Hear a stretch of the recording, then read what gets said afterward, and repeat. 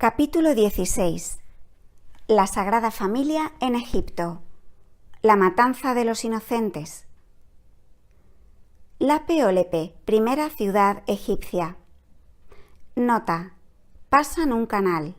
Habitantes malintencionados. Pasan de largo. Longitud del viaje. A continuación los vi llegar a un lugar que se llama algo así como Lepe o Lape, en el que hay agua y han hecho zanjas y canales y hay altos diques. Pasaron el agua en una balsa de troncos que tenía encima una especie de patín grande donde metieron al asno. María se sentó con su niñito en una viga. Guiaban la balsa dos hombres castaños, deformes y medio desnudos, de narices aplastadas y labios salientes. No llegaron a la población, sino solo a unas casas apartadas. Pero como la gente era tan ruda e inmisericorde, pasaron de largo sin trabar conversación. Pienso que esta era la primera ciudad pagana egipcia. La Sagrada Familia ha viajado 10 días por tierra judía y otros 10 por el desierto. A continuación, vi ya a la Sagrada Familia en heredades egipcias. Aquí y allá había algunos prados verdes donde andaba ganado. Vi también árboles que tenían ídolos sujetos de la forma de muñecos de trapo fajados con vendas anchas, en las que había figuras o letras. También veo por doquier gente más bien gruesa y rechoncha, vestida de la misma forma que los que hilaban algodón que vi una vez en la frontera del país de los Reyes Magos. Vi que iban apresurados a venerar a sus ídolos. La Sagrada Familia entró en un cobertizo de ganado, pero el ganado les hizo sitio y salió fuera. Carecían de víveres y no tenían pan ni agua. Nadie les dio nada. María apenas lograba alimentar a su niño. Estaban apurando toda la miseria humana.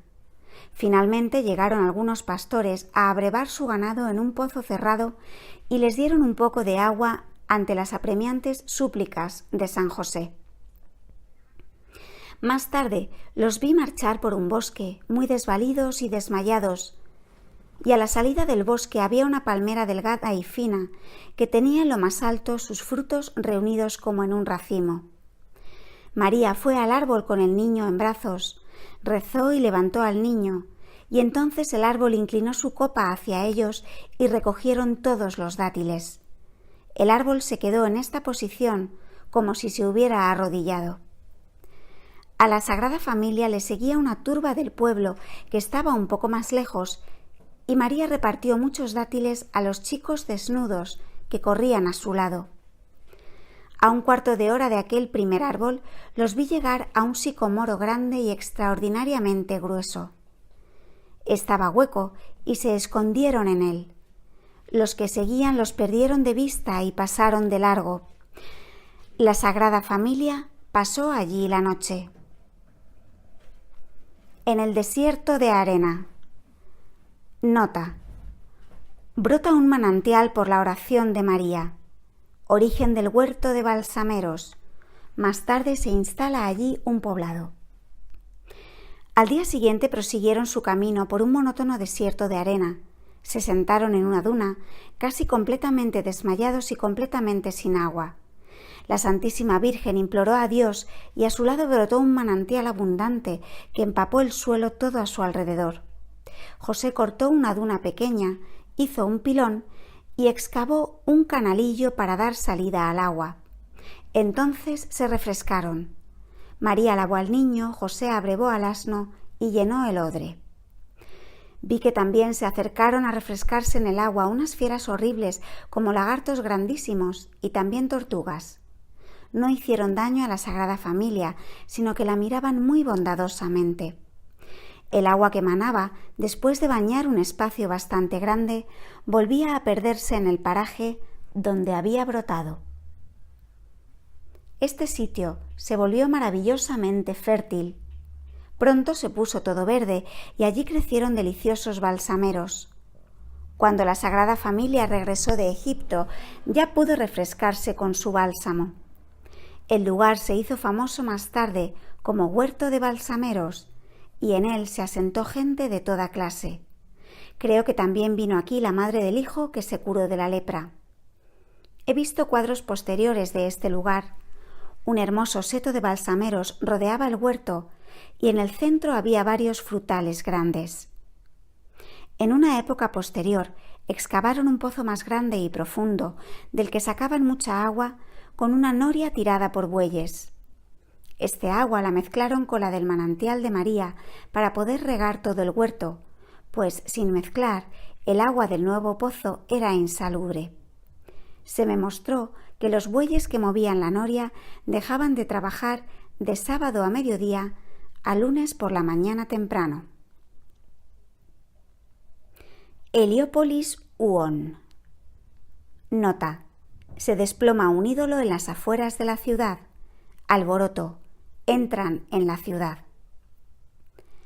Después de que se refrescaron aquí, tiraron hacia Heliópolis, que también se llama On, una ciudad grande y maravillosamente construida, pero también con muchas ruinas. En tiempos de los hijos de Jacob vivía en ella el sacerdote egipcio Putifar, en cuya casa moraba Asenet, la hija de Dina y del siquemita que se casó con el patriarca José. Aquí vivía también Dionisio el Areopagita, en la época de la muerte de Cristo. La ciudad estaba muy devastada y despoblada por la guerra, y mucha gente había vuelto a construir en el interior de los edificios destruidos. Ellos siguieron por un puente alto y largo que cruza un río ancho, el Nilo, que me parece que aquí tiene varios brazos. Llegaron a una plaza bordeada de una especie de paseo delante de la puerta de la ciudad, en la que encima de un fuste de columna más delgada por arriba que por abajo había un gran ídolo con cabeza de buey que llevaba en brazos algo de la forma de un niño fajado.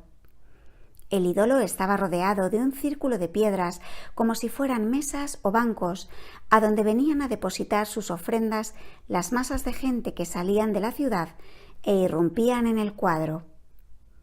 No lejos de este ídolo había un árbol grande y la Sagrada Familia se sentó a descansar debajo de él. Apenas llevaban un rato descansando bajo el árbol cuando se produjo un terremoto que sacudió al ídolo y lo tiró al suelo. Se formó alboroto y griterío en el pueblo y muchos trabajadores del canal vinieron corriendo de las inmediaciones.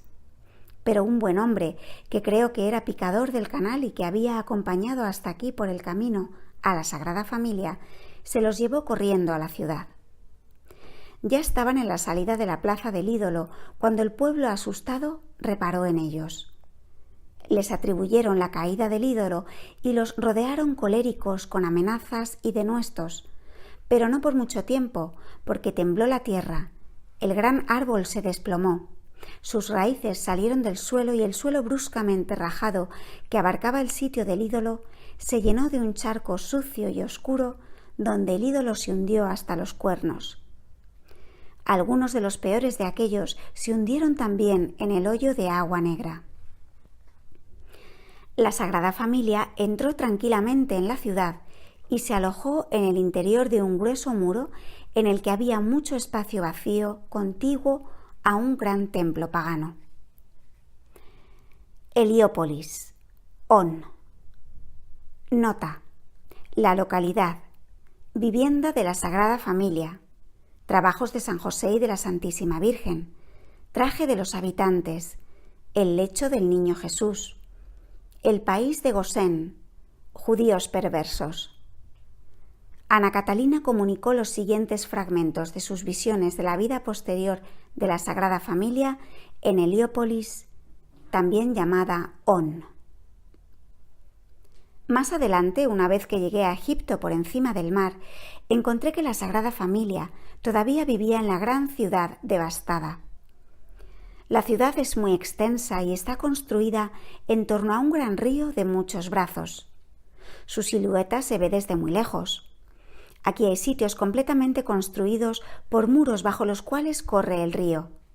Las personas van en balsas por los brazos del río, para lo cual se instalan en el agua. Vi muy extrañadas ruinas de edificios, grandes trozos de gruesos muros, torres a medias y también templos casi enteros, columnas como torres a las que se podía subir dando vueltas por fuera, altas columnas que por arriba eran delgadas y terminaban en punta, cubiertas completamente de figuras extrañas, y muchas figuras grandes como de perros tumbados con cabeza humana. La Sagrada Familia vivía en el vestíbulo de una gran construcción de piedra, sostenida por uno de sus lados por columnas cuadradas y redondas, cortas y pesadas. Mucha gente se había apañado una vivienda dentro de las columnas o delante de ellas. Por encima de esta construcción iba un camino por el que se podía ir a pie o en vehículo.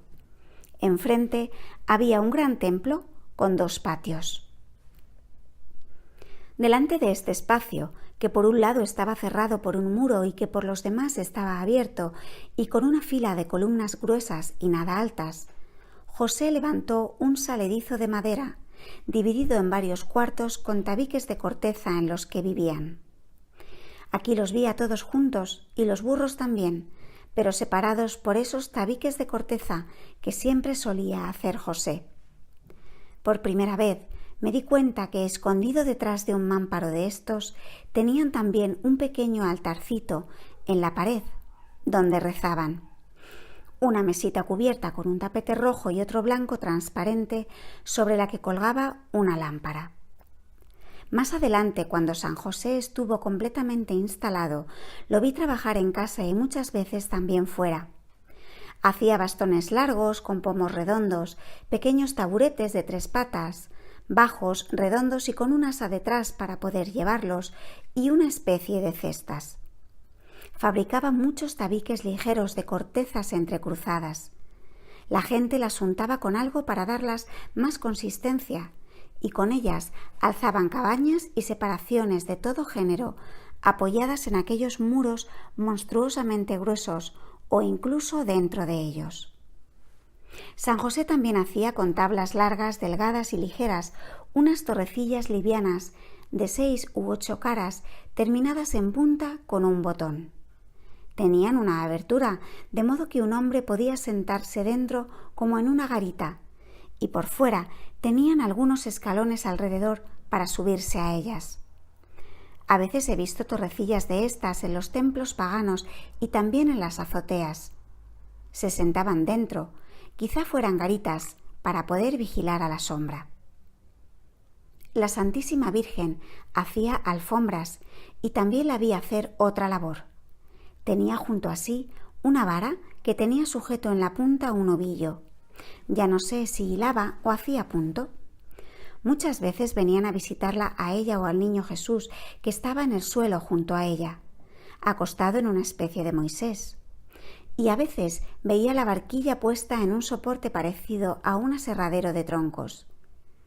Entonces yo veía al niñito tumbado muy contento, que a veces dejaba caer los brazos colgando por fuera por los 2 lados. Una vez vi que se había incorporado y estaba sentado. María estaba sentada a su lado y hacía punto con una cestita al lado. 3 mujeres estaban con ella. En esta ciudad destruida, los hombres vestían exactamente como aquella gente a la que vi hilar algodón cuando fui al encuentro de los Reyes Magos. Solo que éstos llevaban en torno al bajo vientre un mandil completo, como si llevaran falditas cortas. Había pocos judíos por aquí y los veía rondar con precaución, como si no tuvieran derecho a vivir aquí.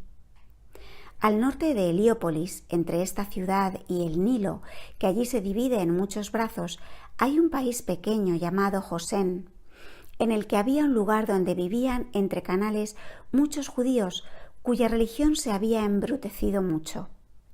Varios de estos judíos trabaron conocimiento con la Sagrada Familia, y María hizo toda clase de labores femeninas para ellos a cambio de pan y víveres. Los judíos tenían en el país de Gosén un templo que comparaban con el de Salomón, pero era muy distinto. Heliópolis. On. Nota. José erige aquí un oratorio común para los judíos. El niño Jesús va por primera vez al oratorio. Jesús con sus compañeros de juegos y con San José. la caída de los ídolos se atribuye a la Sagrada Familia. Vi a la Sagrada Familia en Heliópolis. Todavía vivían en el templo pagano, en una bóveda dentro de aquel grueso muro. No lejos de allí, José había construido un oratorio donde se reunían los judíos que vivían aquí, pues antes no tenían oratorio común. El oratorio tenía encima una cúpula ligera que se podía abrir para estar al aire libre. Los rollos estaban en el centro, encima de un altar o mesita de ofrendas cubierta de rojo y blanco. El sacerdote o profesor era un hombre muy viejo. Aquí hombres y mujeres no estaban tan separados como en la tierra prometida. Aquí los hombres estaban a un lado y las mujeres a otro. Eché una mirada a la primera vez que la Santísima Virgen estuvo con el niño Jesús en la sala de oración. Ella se sentó en el suelo apoyada en un brazo, con el niño sentado delante de sí, vestido con una túnica azul celeste, y le juntó las manitas sobre el pecho. José estaba de pie detrás de ella, como siempre hacía aquí, aunque los demás hombres y mujeres, de pie o sentados, estaban separados a ambos lados de la sala. Se me mostró también que cuando Jesucito fue algo mayor, recibía visitas de otros niños. Ya podía hablar graciosamente y corretear. Estaba mucho con José y también iba con él cuando salía a trabajar fuera. Llevaba puesta una túnica, como una camisita hecha de punto y de una sola pieza. Entonces se cayeron algunos ídolos del templo, cerca del cual vivían, y como al venir a la ciudad también se cayó el ídolo de la puerta, algunos interpretaron que era el enojo de los dioses contra ellos, por lo que tuvieron que padecer algunas persecuciones. Heliópolis, On. Nota: en el 2.º año de vida de Jesús, un ángel anuncia a la Sagrada Familia la matanza de niños de Herodes. Descripción de este acontecimiento en Jerusalén. Hacia la mitad del 2.º año de vida de Jesús se apareció un ángel a la Santísima Virgen en Heliópolis para hacerle saber la matanza de niños mandada por Herodes. Ella y José se afligieron mucho y el niño Jesús lloró todo el día. Pero yo vi lo siguiente. Como los Reyes Magos no volvieron a verle, la preocupación de Herodes se adormeció un tanto, ocupado con todos los negocios de su familia. Pero su inquietud volvió a despertarse cuando le llegaron rumores de las predicciones de Simeón y Jana en el templo durante la ofrenda de Jesús. Por esta época la Sagrada Familia llevaba ya algún tiempo en Nazaret. Con distintos pretextos mandó soldados a distintos lugares en torno a Jerusalén, Gilgal, Belén y hasta Hebrón, y ordenó que se averiguara el número de niños. Mientras Herodes estuvo en Roma, los soldados llevaban más de 9 meses en esos lugares. Los niños fueron asesinados a su regreso. Cuando ocurrió la matanza, Juan ya tenía 2 años y llevaba secretamente una temporada en casa de sus padres. Entonces, antes que Herodes mandara publicar la orden de que las madres llevaran a las autoridades sus niños de hasta 2 años de edad, Isabel, advertida por la aparición de un ángel, volvió a huir al desierto con el pequeño Juan. Por esa época Jesús tenía ya casi 1 año y medio y ya sabía correr. Los inocentes fueron asesinados en 7 lugares distintos. A sus madres las prometieron premios a su fecundidad y ellas llevaron sus niños vestidos de fiesta a las casas del gobierno de estos lugares. Los hombres fueron rechazados, separaron a las madres de los niños y cuando éstos estuvieron solos, fueron acuchillados por los soldados en patios cerrados. Hicieron montones con ellos y luego los enterraron someramente en hoyos. Nota: esta visión del asesinato de los niños inocentes la comunicó Ana Catalina el 8 de marzo de 1821 y por tanto en la época del año en la que se produjo la huida a Egipto. Así que puede aceptarse que este acontecimiento tuvo lugar 1 año después.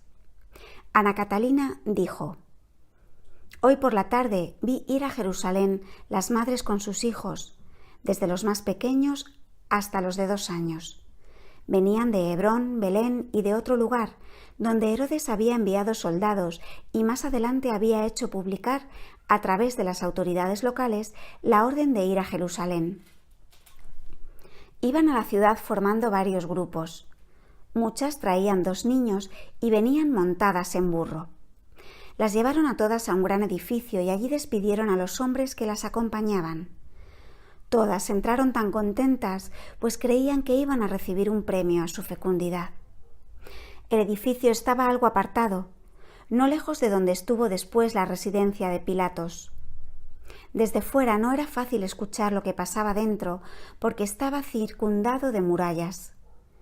Tiene que haber sido un tribunal, pues vi en el patio pilares y bloques de piedra con cadenas, así como algunos árboles que se ataban juntos para sujetar al reo con grilletes, y después los volvían a soltar.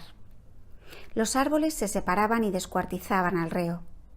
Era un edificio sólido y oscuro, y el patio era casi tan grande como el cementerio que está junto a la iglesia parroquial de Dulmen.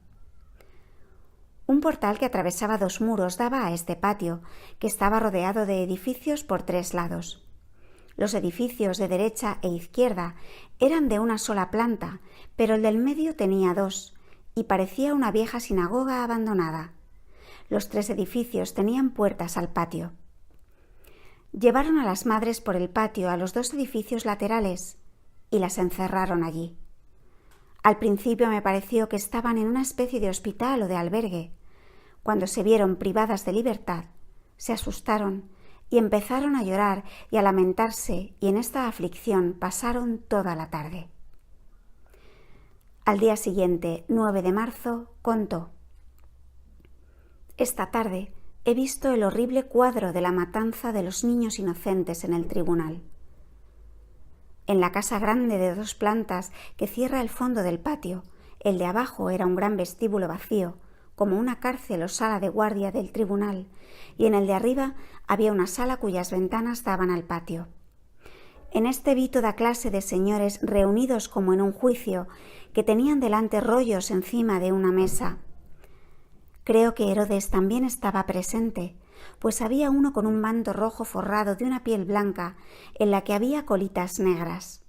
Llevaba corona. Los otros le rodeaban, y él miraba al exterior por las ventanas de la sala. Llamaron una a una a las madres con sus niños, para que pasaran de los edificios laterales al gran vestíbulo de abajo del gran edificio del fondo. Al entrar, los soldados le quitaban los niños y los sacaban al patio por la puerta, donde unos 20 se afanaban en matarlos con espadas y venablos, cortándoles el cuello o pinchándoles en el corazón. Unos eran niños de pañales, cuyas madres aún les daban el pecho, y otros eran chiquillos con largas túnicas de punto. No los desnudaban primero, sino que les daban un tajo en el cuello o en el corazón. Los agarraban por el brazo o un pie y los tiraban a un montón. Era una visión espantosa. En el gran vestíbulo los soldados empujaban a las madres unas contra otras, y cuando ellas se dieron cuenta del destino de sus niños, se alzó un terrible griterío. Se mesaban los cabellos y se abrazaban mutuamente. Al final estaban tan apretadas que apenas podían moverse. Creo que la matanza duró hasta la noche. Los niños fueron enterrados en una fosa en este mismo patio. Se me mostró su número, que ya no recuerdo exactamente. Creo que eran 700 y un número más, en el que había un 7 o un 17. Me explicaron la cifra con una expresión que me acuerdo que sonaba como Duchen. Pienso que había que contar varias veces CC. Esta visión me dejó sumamente horrorizada. No sabía dónde estaba pasando, creía que era aquí. Cuando me desperté volví en mí muy poco a poco. La noche siguiente devolvieron a sus pueblos a las madres atadas en grupos separados. El lugar de la matanza de los inocentes en Jerusalén fue después el patio del tribunal, y no estaba lejos del tribunal de Pilatos, aunque para esta época ya había cambiado un poco. Cuando la muerte de Cristo, la fosa de los niños asesinados se hundió. Aparecieron sus almas y salieron de allí. El niño Juan escapa otra vez al desierto. Cuando le avisó un ángel, Isabel volvió a huir al desierto antes de la matanza de los niños y se me mostró lo que sigue. Estuvo mucho tiempo buscando hasta que encontró una cueva que le pareció bastante escondida y ahí se quedó aproximadamente 40 días con su chiquillo. Cuando Isabel volvió a su casa, un esenio de la comunidad del monte Horeb en el desierto fue hasta donde estaba el niño. Le trajo comida y le ayudó en todo lo necesario. Este esenio, cuyo nombre he olvidado varias veces, era pariente de Jana, la del templo. Al principio venía a ver a Juan cada 8 días y después cada 14, hasta que ya no necesitó su ayuda. Lo cual no tardó mucho, pues muy pronto Juan estaba en el desierto como en casa y más a gusto que con la gente. Era un designio divino que Juan creciera inocente en el desierto, sin contacto con los seres humanos y sus pecados. Juan, como Jesús, nunca fue a la escuela. El Espíritu Santo le enseñaba en el desierto. Muchas veces vi con él una luz o figuras luminosas como de ángeles. Este desierto no estaba yermo y vacío, sino que entre las rocas crecían muchas plantas y matas, que muchas veces tenían bayas, fresas o madroños que Juan recogía y se comía al pasar. Tenía extraordinaria familiaridad con los animales, especialmente con los pájaros que se le veían volando y se posaban en sus hombros.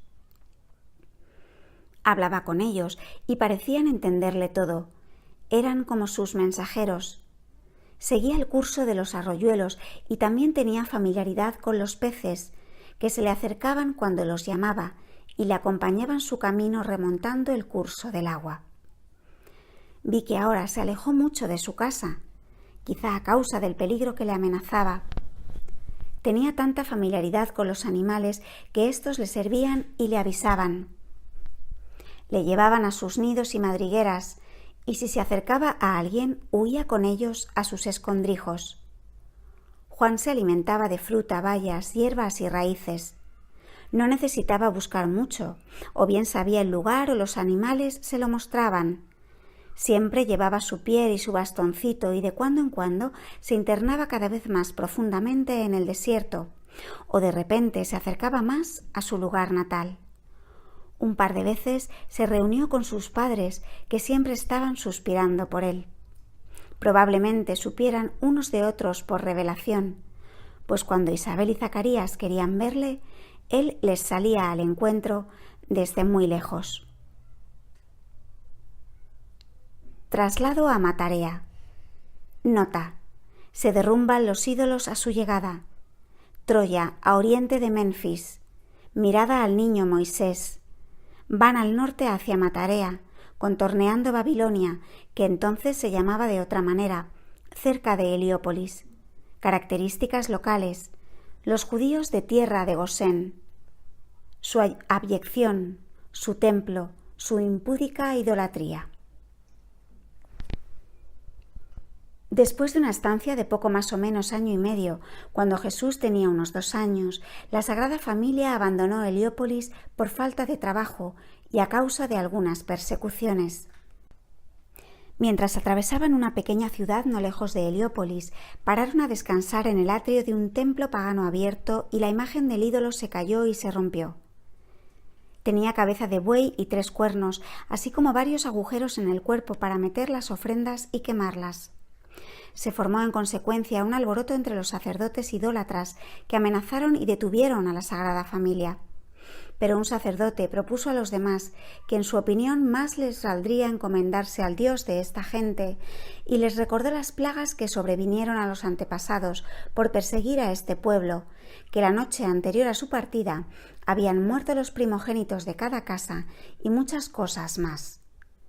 Al oír el consejo, soltaron a la Sagrada Familia sin molestarla. La Sagrada Familia siguió entonces a Troya, un lugar a oriente del Nilo, frente a Menfis, grande pero lleno de excrementos. Pensaron en quedarse, pero aquí no los quisieron y de hecho no les dieron un trago de agua y unos dátiles que pidieron. Menfis está a poniente del Nilo, que aquí es muy ancho y tiene islas, pero parte de la ciudad está también a este lado del Nilo. Y en tiempos del faraón había un gran palacio con una torre alta, donde la hija del faraón muchas veces contemplaba el panorama. Vi también el lugar donde encontraron a Moisés entre cañas altas.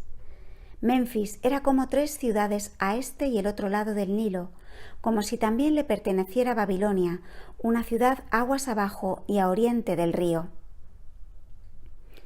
En general, en tiempos del faraón, la comarca del Nilo, entre Heliópolis, Babilonia y Menfis, estaba tan unida y tan llena de altos diques de piedra, edificios y canales, que todas parecían una sola ciudad interdependiente.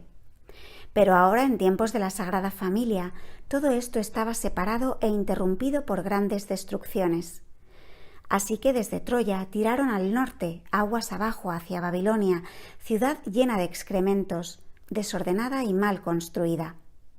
La bordearon pasando entre el Nilo y la ciudad, pero para hacerlo tuvieron que desandar un trecho de la dirección que habían traído.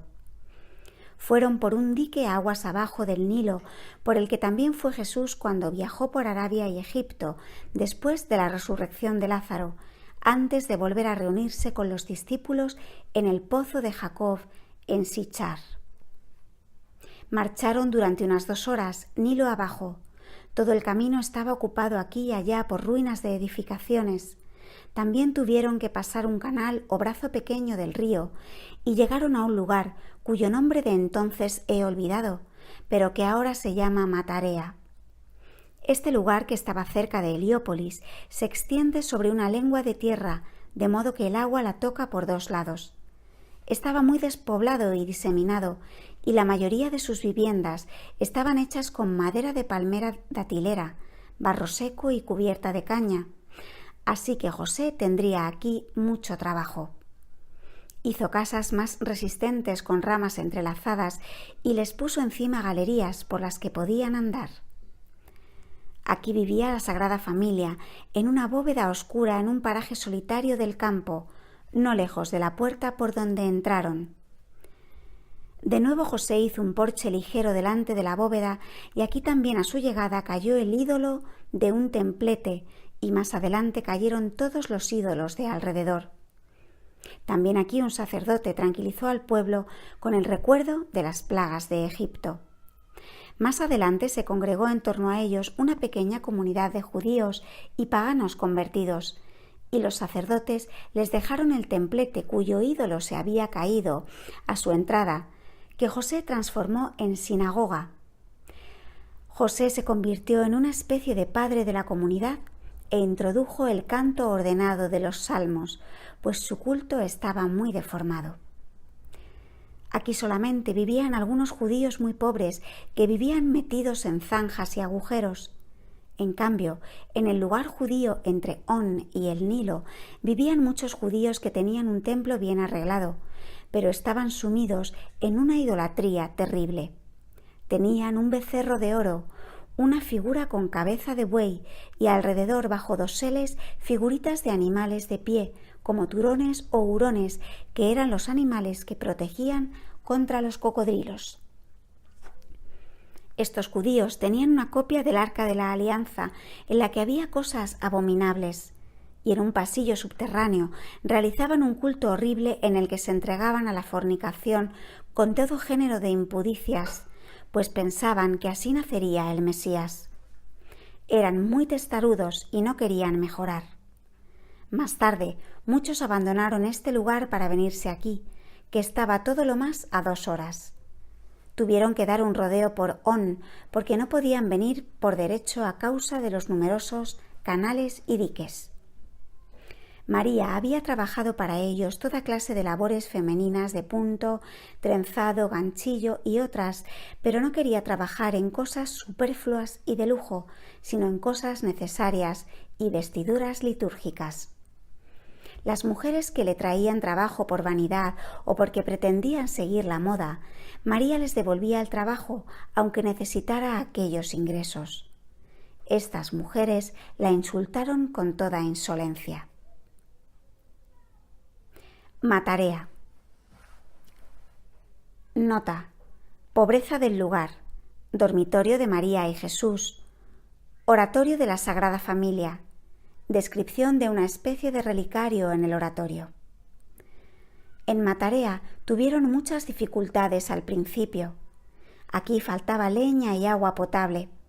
Los habitantes cocinaban con cañas o hierba seca y la mayoría de las veces la Sagrada Familia tomaba alimentos fríos. José tenía algún trabajo y mejoraba las cabañas, pero la gente le trataba casi como a un esclavo y le daban lo que querían. Con su trabajo unas veces traía algo a casa y otras nada. Estos eran muy desmañados para hacer sus cabañas. Les faltaba madera y si a veces veían un tronco en alguna parte me daba cuenta de que no tenían herramientas.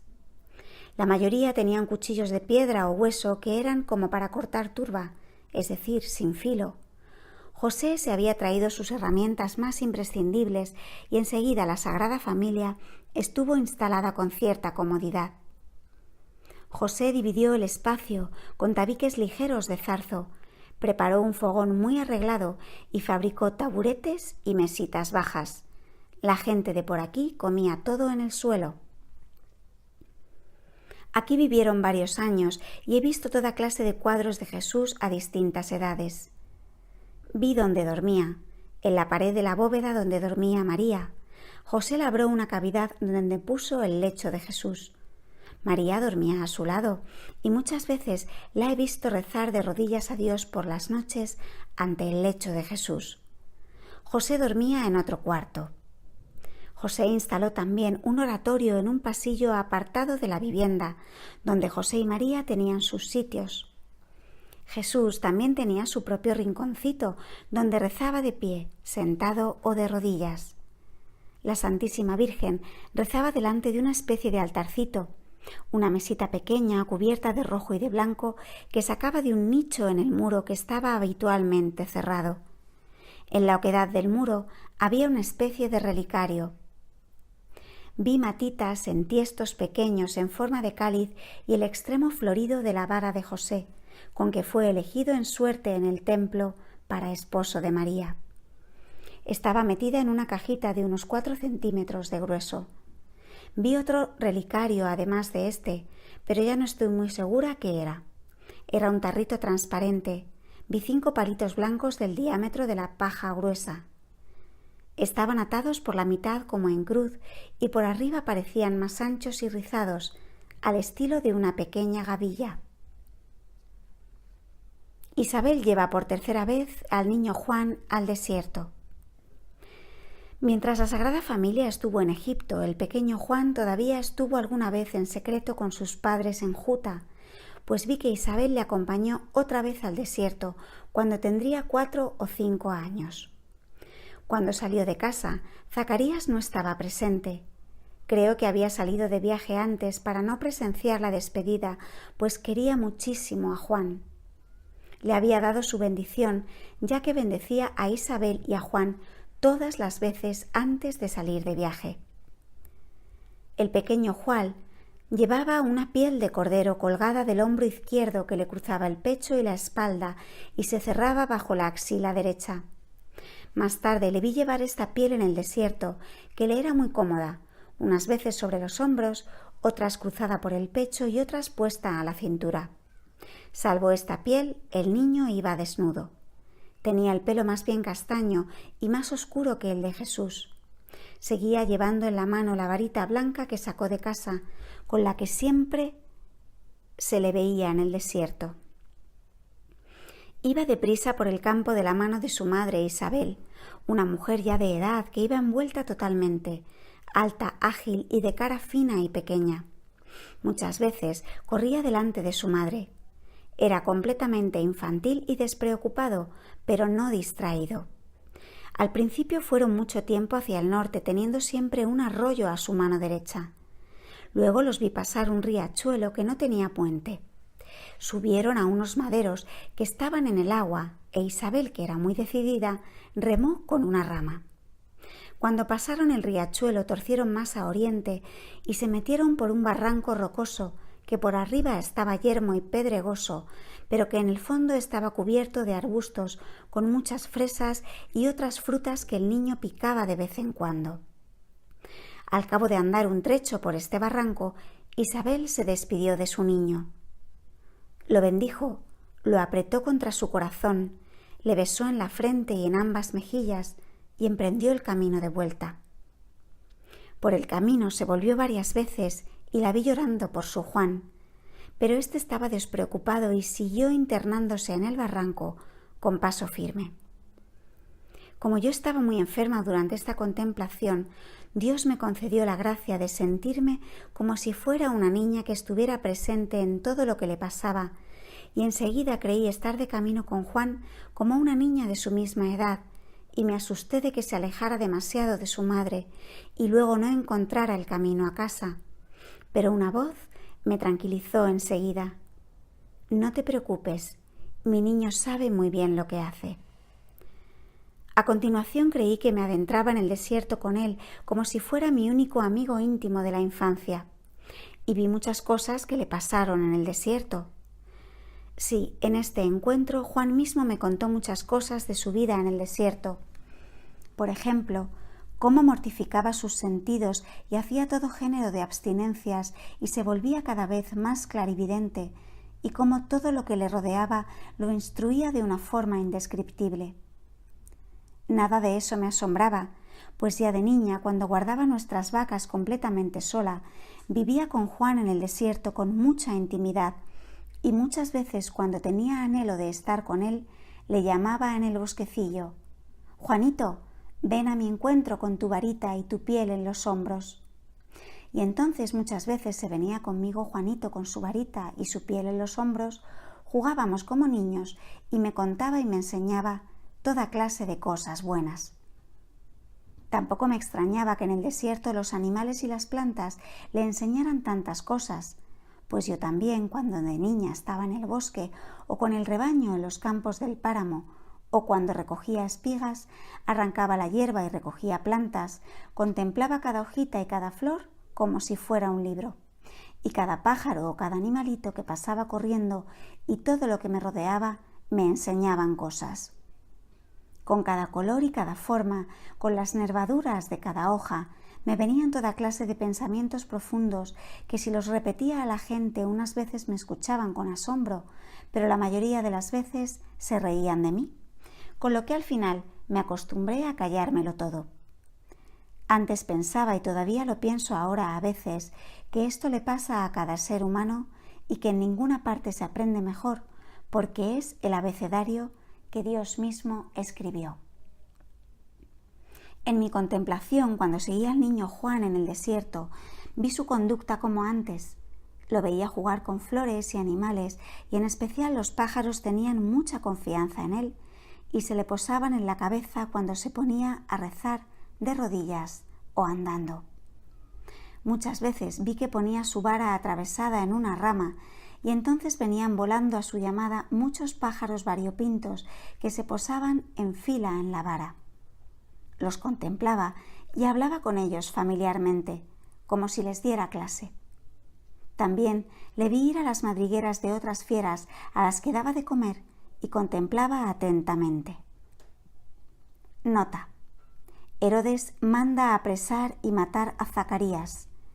Isabel se va al desierto con Juan y muere en él. Juan se interna más en el desierto. Cuando Juan estaba en el desierto y tenía aproximadamente 6 años de vida, Zacarías fue una vez al templo con rebaños para el sacrificio, e Isabel aprovechó su ausencia para ir a ver a su hijo en el desierto. Zacarías nunca había estado con Juan en el desierto, por si Herodes le preguntaba dónde estaba su hijo, para poder contestarle la verdad, que no sabía dónde estaba. Pero para satisfacer sus muchas ganas de ver a Juan, éste volvió del desierto varias veces con todo secreto y por la noche a casa de sus padres y se quedaba una temporadita en ella. Probablemente le llevara su ángel de la guarda para que Juan pudiera estar allí sin peligro. Siempre lo vi dirigido y protegido por altas potestades y muchas veces le vi con figuras luminosas como ángeles. Juan estaba destinado por el Espíritu Santo a criarse y educarse en el desierto, apartado del mundo y de los alimentos humanos normales. La providencia dispuso que, obligado por circunstancias ajenas, lo llevaran al desierto, a donde ya le llevaba su irresistible impulso natural, pues desde su niñez más temprana siempre lo he visto solitario y reflexivo. Lo mismo que llevaron al niño Jesús a Egipto por aviso divino, así también escondieron en el desierto a Juan, su predecesor. La gente también pensaba en él, pues desde sus primeros días hubo en el país muchas conversaciones sobre Juan. Se conocían los prodigios de su nacimiento y se le había visto muchas veces rodeado de luz. Por eso Herodes lo buscaba con ahínco. Herodes ya había mandado varias veces interrogar a Zacarías sobre dónde estaba Juan, pero nunca le había puesto la mano encima. Sin embargo, esta vez, cuando Zacarías iba al templo, soldados de Herodes que le acechaban le sorprendieron y maltrataron gravemente en el desfiladero delante de la puerta de Belén, un sitio desde el cual todavía no se ve Jerusalén. Lo arrastraron a una prisión que hay en esa ladera del monte Sión, por la que después vi muchas veces pasar a los discípulos de Jesús que iban camino del templo. Lo torturaron mucho en la prisión e incluso lo sometieron al potro para arrancarle la confesión de dónde estaba su hijo, y como no lo consiguieron, lo acuchillaron por orden de Herodes. Más adelante sus amigos enterraron su cuerpo no lejos del templo, pero este Zacarías no era el Zacarías que fue asesinado entre templo y altar, el que vi salir del muro del templo junto al oratorio del anciano Simeón, al desprenderse su tumba del muro cuando resucitaron los muertos a la muerte de Cristo. En aquella ocasión se derrumbaron en el templo varias tumbas secretas. El motivo de que asesinaran a Zacarías entre templo y altar fue unos que peleaban por el linaje del Mesías y por ciertos derechos, puestos y lugares de determinadas familias en el templo. Por ejemplo, no todas las familias podían llevar a educar a sus hijos al templo. En esto me acordé que una vez vi que Hannah cuidaba de un chico en el templo. Creo que era hijo de un rey cuyo nombre se me ha olvidado. Zacarías fue el único asesinado en estas luchas. Su padre se llamaba Baraquías. Isabel regresó del desierto a Juta en la época en que esperaba que regresara su marido. Juan la acompañó un trecho del camino. Luego ella le bendijo en la frente y lo besó. Y Juan se apresuró a regresar despreocupadamente al desierto.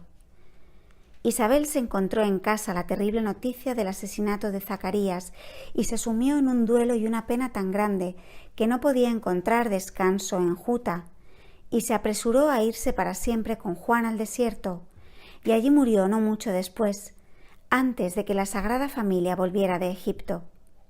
El esenio del monte Horeb, que ayudaba siempre al pequeño Juan, la enterró en el desierto. Entonces Juan se internó aún más en el desierto, abandonó el barranco rocoso, fue a una comarca más abierta y le vi llegar por lo salvaje a una laguna que tenía una playa llana de arena blanca. Le vi internarse mucho andando en el agua y que todos los peces venían nadando hacia él sin temor. Juan tenía mucha familiaridad con ellos. Vivió mucho tiempo en este paraje y se tejió con ramas una choza para dormir en el boscaje. La choza era bajita y no mayor que para tumbarse dentro a dormir. Aquí más adelante le vi muy a menudo con figuras luminosas o ángeles, con quienes iba humilde y piadoso, pero totalmente infantil, confiado y sin asustarse. Parecían enseñarle y llamaban su atención sobre cosas de todo género. Entonces vi que sujetó un palito atravesado en su vara para que formara una cruz, y puso en ella una tira ancha de corteza de haya o de árbol, como un gallardete con el que jugaba yendo y viniendo para que flotase. En la casa paterna de Juan, en Juta, cerca de Hebrón, vivía ahora la hija de una hermana de Isabel. La casa estaba completamente amueblada. Ya más crecido, Juan aún volvió en secreto una vez a su casa, pero regresó enseguida y se internó aún más en el desierto, hasta que apareció en medio de los hombres, lo cual se me comunicó más adelante. Matarea. Nota. La Santísima Virgen descubre un manantial junto a su vivienda. José arregla el manantial enterrado, una antigua piedra de sacrificios junto a la fuente. El niño Jesús saca agua para otros niños. Preocupación de la Santísima Virgen cuando Jesús fue por agua por primera vez. El niño Jesús sirve a sus padres. De camino al lugar judío, un ángel anuncia a Jesús la muerte de Herodes, su pesadumbre por la abyección de aquellos judíos. También en Matarea, donde los habitantes se valían del agua turbia del Nilo, María encontró en oración otro manantial. Al principio padecían gran necesidad y tuvieron que vivir de fruta y agua mala.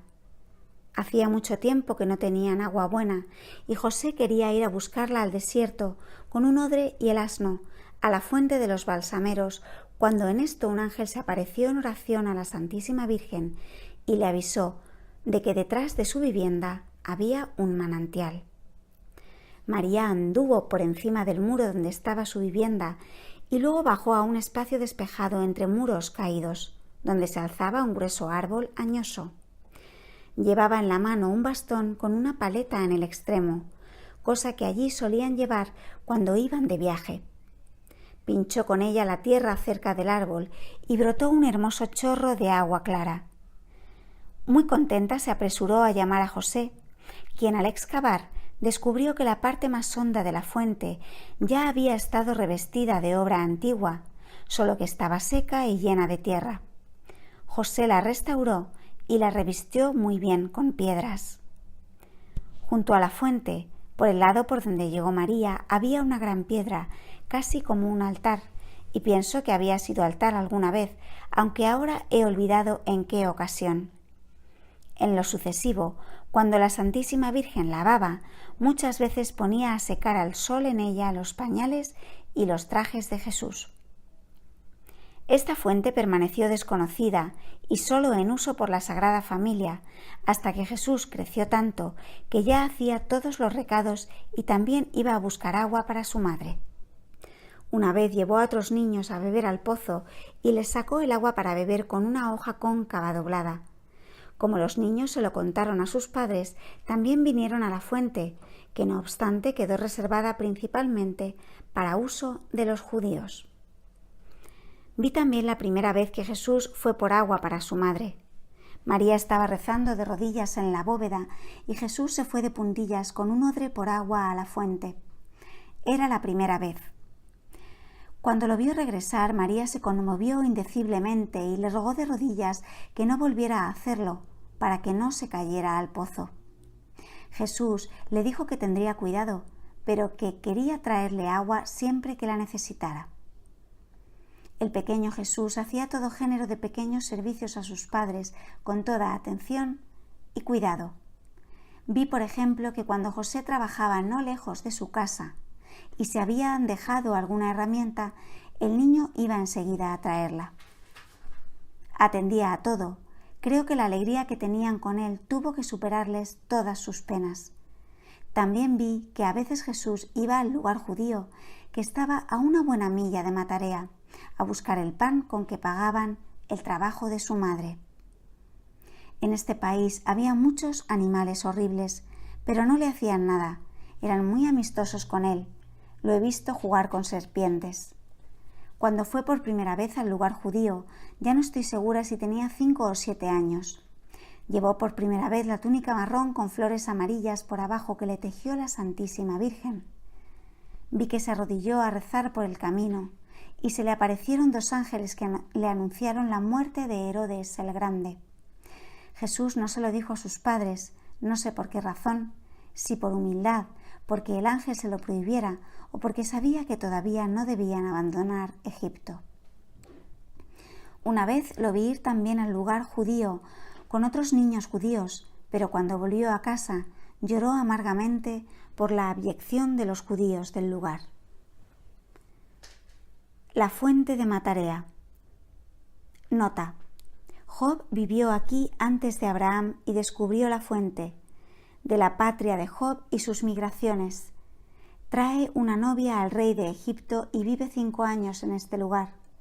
La religión de Job, su imagen de Dios, su repugnancia por las supersticiones de los egipcios, algo sobre el destino de Job y su libro.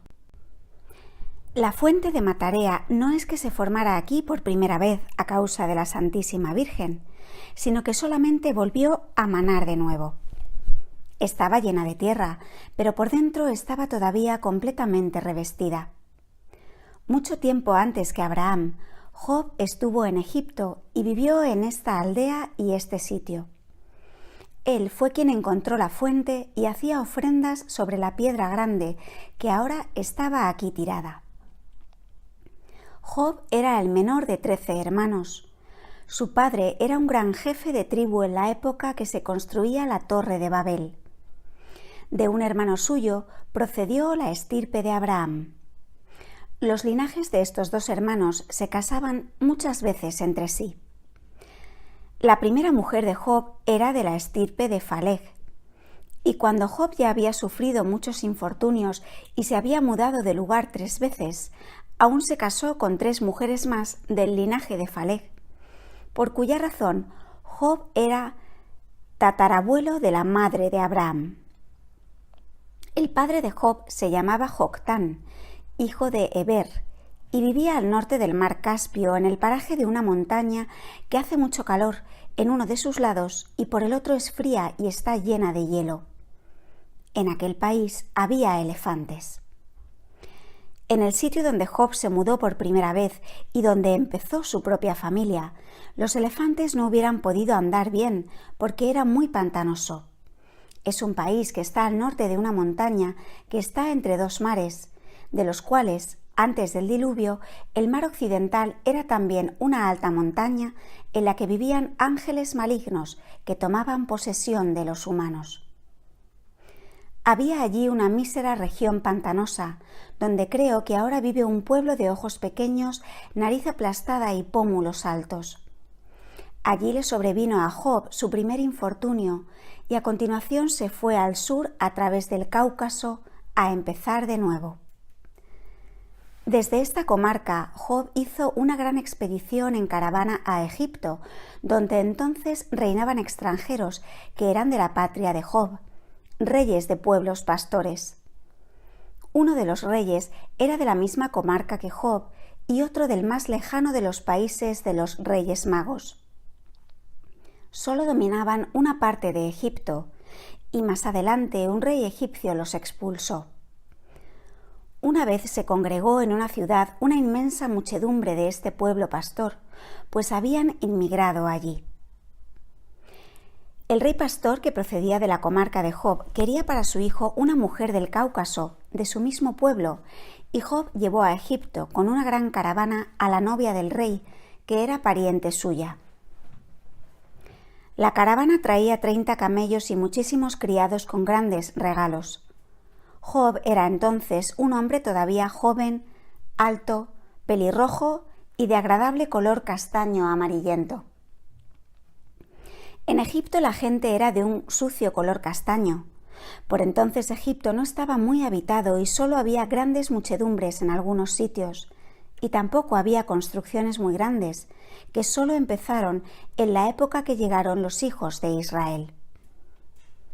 El rey honró mucho a Job y no lo quería dejar marchar. Le quería muchísimo y quisiera que se viniera con todo su clan. Le asignó para residir la ciudad donde después vivió la Sagrada Familia, que entonces era muy distinta. Job vivió en Egipto 5 años en el mismo sitio que la Sagrada Familia. Fue Dios quien le mostró aquel manantial y en su servicio divino sacrificaba sobre aquella gran piedra. Job era pagano, pero un hombre justo que reconocía al verdadero Dios, al que adoraba como creador al contemplar la naturaleza, las constelaciones y los cambios de luz. Hablaba con Dios muy a gusto de sus maravillosas criaturas. No adoraba ninguna imagen de animal horrible como hacían otras tribus de entonces, pero había imaginado para sí una imagen del verdadero Dios, una pequeña imagen humana con rayos en torno a la cabeza, que pienso que también estaba alada. Tenía las manos unidas bajo el pecho y en ellas llevaba una bola en la que estaba representada una barquilla en las olas que quizá representara el diluvio. En su servicio divino quemaba semillas ante esta imagencita. Más adelante se introdujeron en Egipto imágenes como esta, sentadas en una cátedra y con un dosel encima. Job encontró en esta ciudad una idolatría horrible que procedía todavía de las supersticiones mágicas que se hacían cuando la construcción de la Torre de Babel. Tenían un ídolo con una cabeza de buey ancha y en punta por arriba, como dirigida a lo alto, con el morro abierto y los cuernos muy curvados para atrás. Estaba hueca, encendían fuego en su interior y le ponían niños vivos en sus brazos ardientes. Vi que sacaban algo de los agujeros de su cuerpo. La gente de aquí era de color parduzco y la tierra estaba llena de fieras espantosas. Volaban de acá para allá grandes bandadas de grandes animales negros con fauces de fuego. Allí donde volaran salía de ellos como fuego. Lo envenenaban todo y marchitaban los árboles donde se posaban.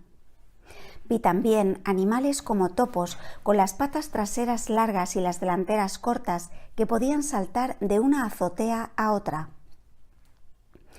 En las cuevas y entre las rocas acechaban animales espantosos que se enroscaban a la gente y la asfixiaban. En el Nilo vi una fiera gorda y maciza con feos dientes y patas gordas y negras. Era del tamaño de un caballo, pero también tenía algo porcino. Todavía vi muchos más animales horribles, pero la gente de aquí era aún más abominable. Y Job, al que con sus oraciones vi librar de fieras dañinas la comarca donde vivía, sentía tal repugnancia por esta gente atea que en sus quejas a sus acompañantes a menudo expresaba que prefería vivir con las fieras horribles que con esta gente desvergonzada. Muchas veces le veía mirar con nostalgia a Oriente, su patria, que está algo más al sur que el país, más alejado aún de los Reyes Magos.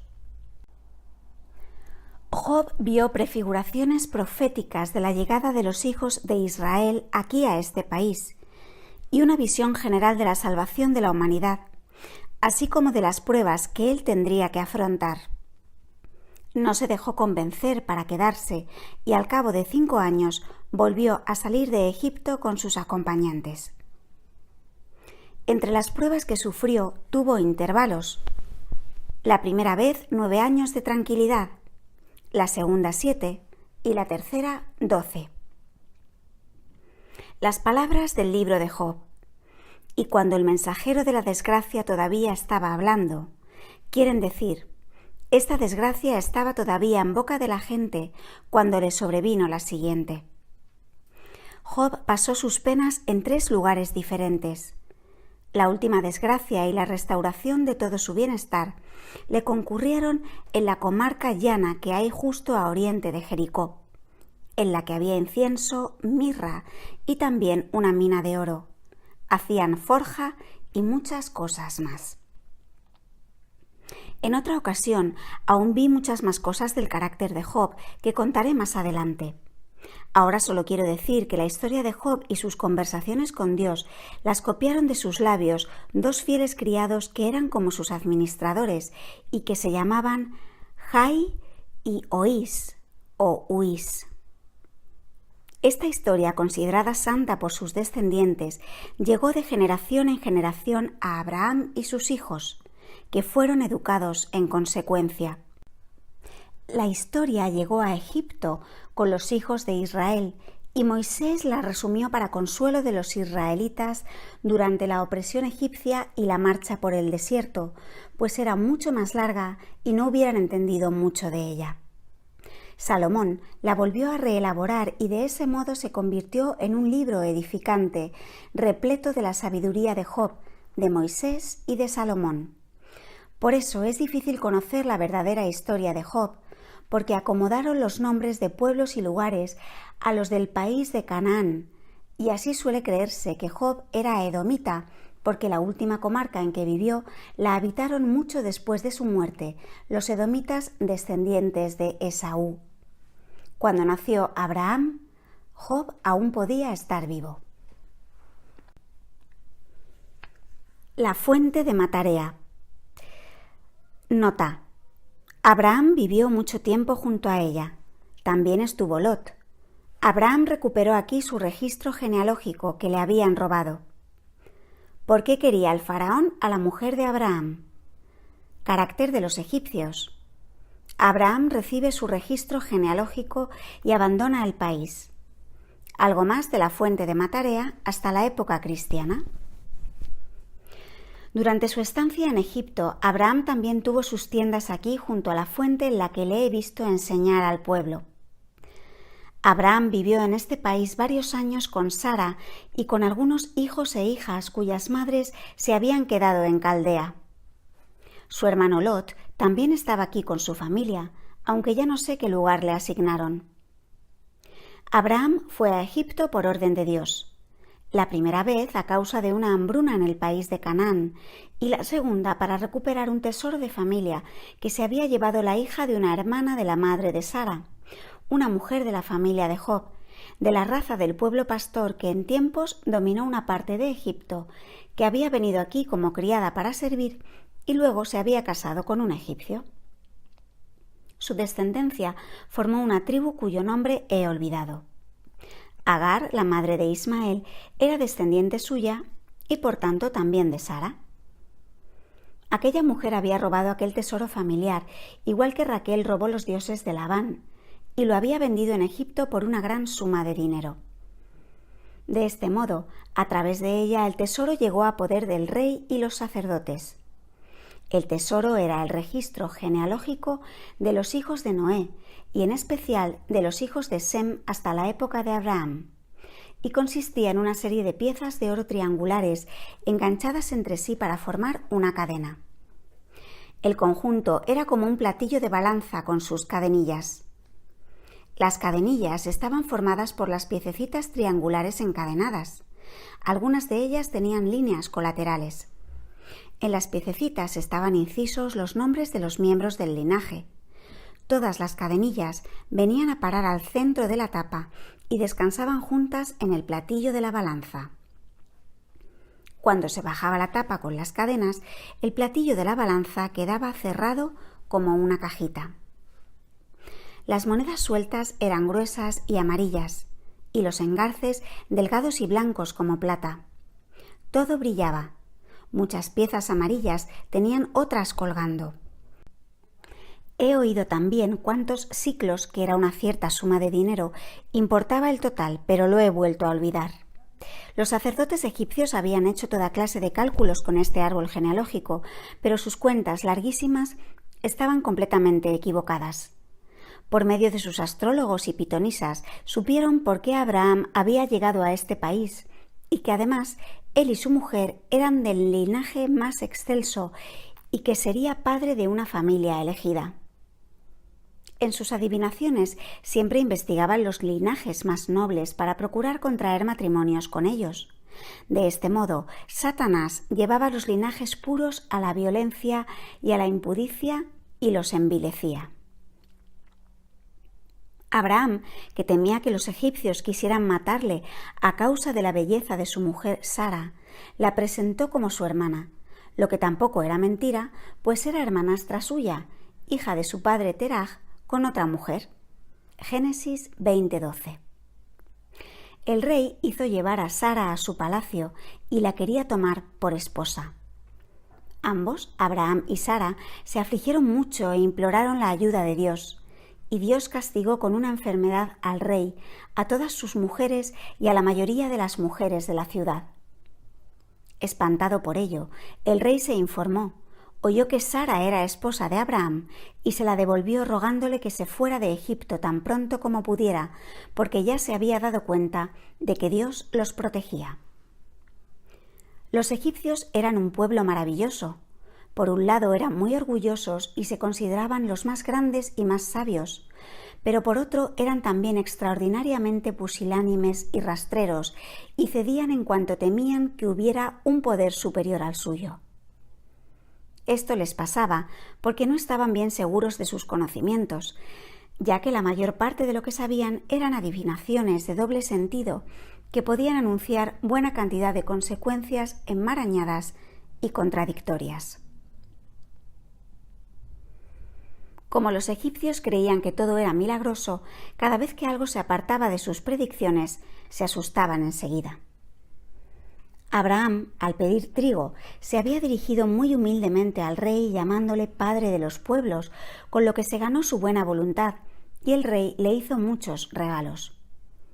Ahora que le habían devuelto a Sara y le rogaban que abandonara el país, Abraham dijo al rey que no podía irse sin el árbol genealógico que le pertenecía, y le contó con todo detalle la forma en que este árbol había venido hasta aquí. Entonces el rey mandó venir a los sacerdotes, que dieron gustosos a Abraham lo que le pertenecía, pero antes le pidieron que les dejase copiarlo todo, como así se hizo. Luego Abraham regresó con su séquito al país de Canaán. De la fuente de Matarea todavía he visto muchas cosas, hasta de nuestros tiempos, de las que recuerdo lo siguiente. Ya en tiempos de la Sagrada Familia, los leprosos la utilizaron como fuente milagrosa. Mucho tiempo después, cuando ya habían construido una pequeña iglesia cristiana en el lugar de la vivienda de María, arriba, justo al lado del altar, se bajaba a la cueva donde la Sagrada Familia estuvo tanto tiempo hasta que José instaló bien la vivienda. En esta época, la fuente estaba rodeada de gente que vivía allí y que utilizaba el agua para curarse de distintas clases de lepra. También vi que había quienes se bañaban allí para quitarse secreciones malignas. Esto era cuando los mahometanos estaban aquí. Vi que también los turcos mantenían siempre una luz en la iglesia de la vivienda de María, pues temían alguna desgracia si descuidaban encenderla. En tiempos más recientes he visto la fuente solitaria y a bastante distancia de cualquier vivienda. La ciudad ya no está allí y por los alrededores crecen distintos frutales silvestres. Culto degenerado de los judíos egipcios. Nota: el templo y el arca de la alianza del lugar judío. Un ángel ordena a José que abandone Egipto. Despedida y regalos de los habitantes. Mira, a la que María había pedido un hijo, hace regalos a Jesús. Partida. Los amigos les acompañan hasta la fuente del huerto de balsameros. Ropa de los viajeros. Rameses. Atraviesan un canal. Permanecen 3 meses en Gaza. Jesús tiene 7 años y 9 meses. Ana todavía está viva. Finalmente vi también cómo salió de Egipto la Sagrada Familia. Ciertamente Herodes ya había muerto antes, pero aún no podían volver porque había peligro. A San José la estancia en Egipto se le hacía cada día más pesada. La gente tenía una idolatría horrible. Incluso sacrificaban niños con malformaciones y a quien sacrificaba un niño sano aún lo creían más piadoso. También el lugar judío estaba metido en estos horrores. Tenían un templo que decían que era como el de Salomón, una vanidad risible, pues era muy distinto. Tenían un arca de la alianza que habían copiado y dentro habían puesto figuras impúdicas y realizaban cosas horribles. Ya no cantaban los salmos. En la escuela de Matarea, José lo había organizado todo correctamente. El sacerdote idólatra que había hablado a favor de la Sagrada Familia cuando se cayeron los ídolos en la pequeña ciudad junto a Heliópolis, se trasladó aquí con otras personas y se insertaron en la comunidad judía. Vi a San José afanado en su trabajo de carpintero, muy dolido al final de la jornada porque no le daban su jornal y no podía llevar nada a casa, donde hacía mucha falta. En este apuro se arrodilló en un rincón al aire libre. Se quejó a Dios de su necesidad y le imploró ayuda. A la noche siguiente un ángel vino a él en sueños y le dijo que los que buscaban al niño Estaban muertos, que debía levantarse y prepararse para salir de Egipto a casa por la carretera militar Usuar. No debía preocuparse, pues el ángel estaría con él. San José dio a conocer la orden de Dios a la Santísima Virgen y al niño Jesús y se prepararon rápidamente para el viaje de vuelta con total obediencia, igual que habían hecho cuando les avisaron que huyeran a Egipto. A la mañana siguiente, cuando se supo su decisión, vino mucha gente apenada a despedirse con toda clase de regalos en pequeños envases de corcho. Esta gente estaba sinceramente apenada. Algunos eran judíos, pero muchos más eran paganos convertidos. Los judíos en todo este país habían caído en tales supersticiones que casi no se los podía reconocer como tales. También hubo quienes se alegraron de que se fuera la Sagrada Familia, pues los tenían por hechiceros que todo lo conseguían por medio de los espíritus malignos más poderosos. Entre la buena gente que les traía regalos, vi también madres con chiquillos que habían sido compañeros de juegos de Jesús, y en particular una mujer principal de esta ciudad con un hijito de pocos años al que solía llamar Hijo de María, pues durante mucho tiempo esta mujer había anhelado tener hijos y Dios la bendijo con este chiquillo por la oración de la Santísima Virgen.